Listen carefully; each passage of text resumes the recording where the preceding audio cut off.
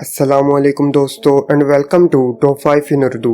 दोस्तों आज मैं आपको एक ऐसी बच्ची की कहानी सुनाऊंगा जिसकी फैमिली की मौत एक छोटी सी गलती की वजह से हुई। लेकिन आपको ये जानकर हैरानी होगी कि वो चीज़ जिसकी वजह से उनकी मौत हुई हम हर रोज़ अपने घर पर इस्तेमाल करते हैं।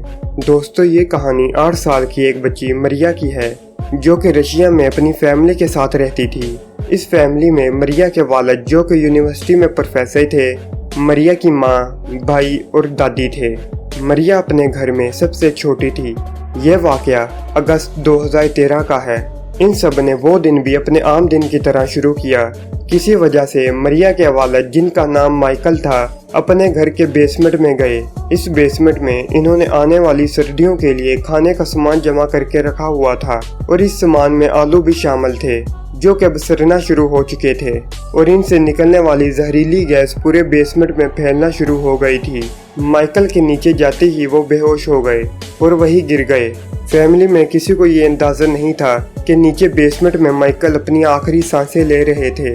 लेकिन काफ़ी देर तक जब माइकल कहीं नजर नहीं आए तो माइकल की बीवी एनेस्थेसिया इनको ढूंढते हुए बेसमेंट में चली गई और वो भी माइकल की तरह नीचे जाते ही बेहोश हो गई।